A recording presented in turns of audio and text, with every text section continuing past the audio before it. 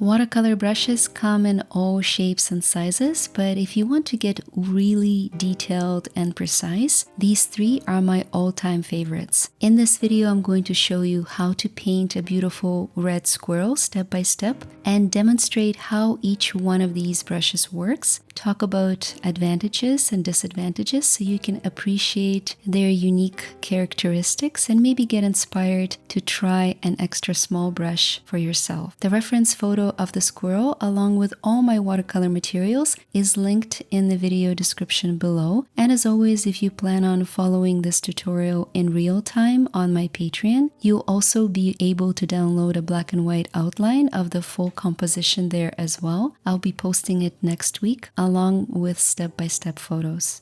And while I'm sketching, let me show you my favorite precision brushes up close, starting with the largest size 4 round sable called Series 7 from Winsor & Newton. This relatively small brush loads a surprising amount of water. In fact, it's the most flexible of the three I'm going to show you because, as you will see in just a minute, you can do fairly large washes using the fully loaded belly of the brush, but then use the extra precise tip to paint the fine lines. Of all three brushes, this is also the most expensive, but it can do a variety of tasks. The second round brush is size 2 Reserva from Escoda. It's a lot smaller, but it will give you extra long strokes. It's similar to a liner brush. So when we're painting the tail of the squirrel, it really shines, allowing me to create the most natural organic lines, and the elongated shape compensates for the shakiness in my hand. So as you will see, my lines are extra smooth. It's perfect for hair if you like painting portraits or any organic subjects where elongated, smooth lines are important. And my secret for the most precise details is this synthetic Escoda called Chronos in size 00, so as small as it gets. It holds practically no water at all, but for certain details like the eye, for example, you only need a little bit of pigment, and more water is actually risky because it can spill accidentally as you press it on paper. So this brush is exactly what we need for extra precision, and being synthetic, it's the cheapest of the three. It also lasts the longest. Now let's paint the squirrel and see the brushes in action.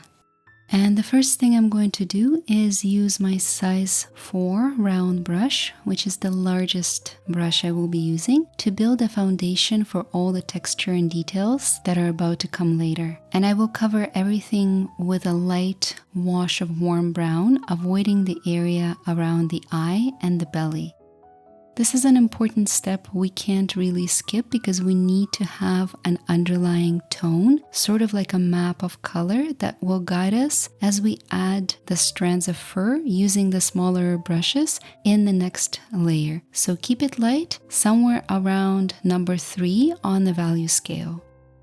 I'm working towards this type of look, and you can use very diluted warm brown color all over, but what's much more effective is to pick up a couple of complementary colors. Orange and purple work really well here. They mix into a lovely warm brown, and we can use this light mixture all over, but now we have some flexibility to play with two distinct hues. What I mean by that is, depending on the proportion of orange to purple, my mixture can look warmer, almost like a fiery orange color, and I will use a lot of this fiery orange on the tail and on top of his paws. Or we can add more purple into the mixture and accentuate the shadows and darker areas. Notice how flexible this Series 7 brush can be, providing very good coverage when I press it down, releasing a good amount of paint and water and allowing me to blend entire segments all over the squirrel's back when I need to. But when we need some fine lines, for example, when I want to define the strands of fur on the tail and the belly, I can apply the tip of the brush, and it also works quite well.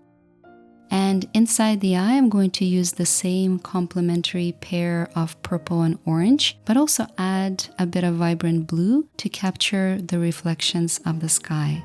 Here I will use my size 2 round brush from Escoda because I'm working on a smaller area and need more precision. And you may notice a small disadvantage of this brush here as it's releasing a bit too much paint on paper. I may need to lift some of that excess pigment so it doesn't run outside of the boundary.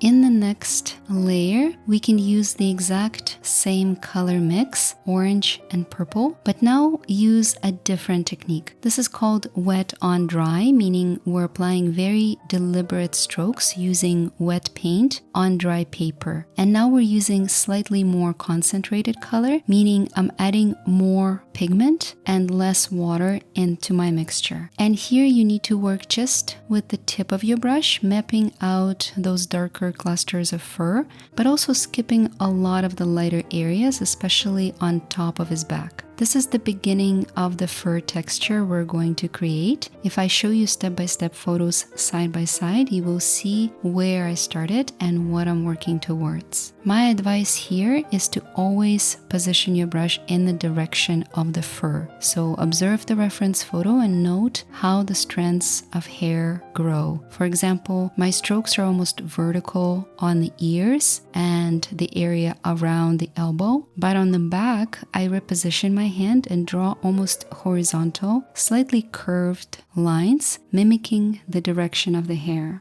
And here you might find that size 4 brush, even with the sharpest tip, is simply not enough to capture the way the fur looks. So I'm going to switch to my size 2 brush. This is the longer kind, almost like a liner brush, and continue mapping out these little strands of hair one by one.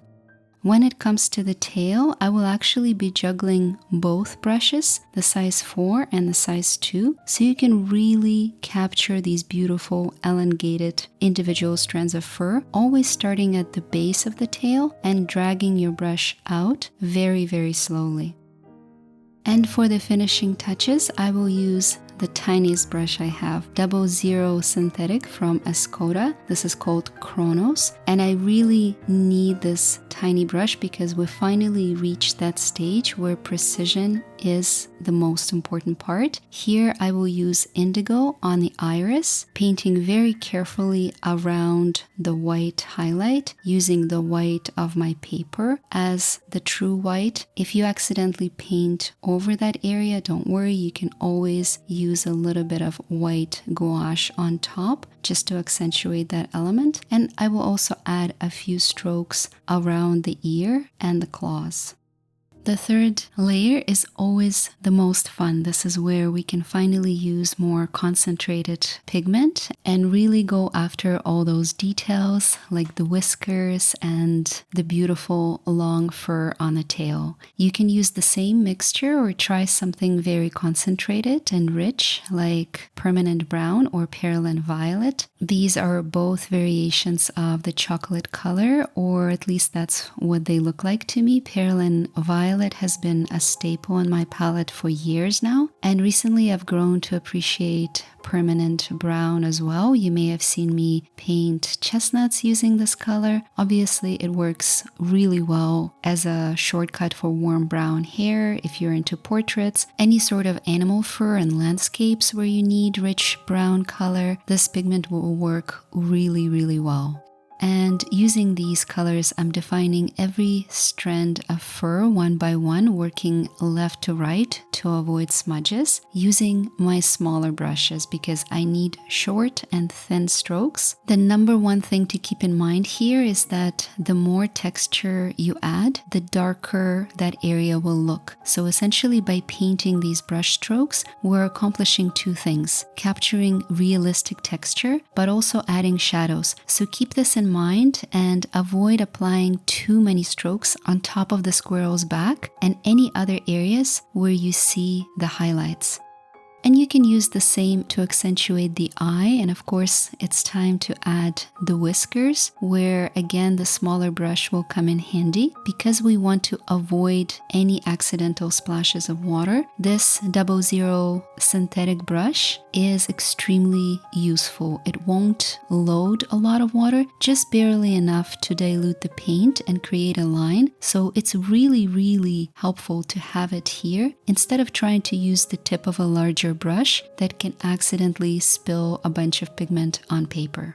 And of course, I'm going to show you the finishing touches that I always add at the end of all my paintings. And they help me with 3 things. Number 1, with a few extra dark strokes at the end, you can always create better balance of light and darks. And by doing so, increase the sense of realism. So remember that watercolors tend to dry out looking lighter than what we expect. This is called a drying shift phenomena. So chances are the shadows you create over time might look a little bit more muted. So what you want to do is reassess how everything looks at the end when everything is dry, and decide if you need to add a little bit more contrast by applying a few dark brush strokes here and there, and your larger brush would be more useful here. Now, the second thing you can always do is add a few splashes of different color, and I'm going to glaze golden orange just to accentuate some warmer areas and add a little bit more visual interest and color variations using something different like quinacridone sienna.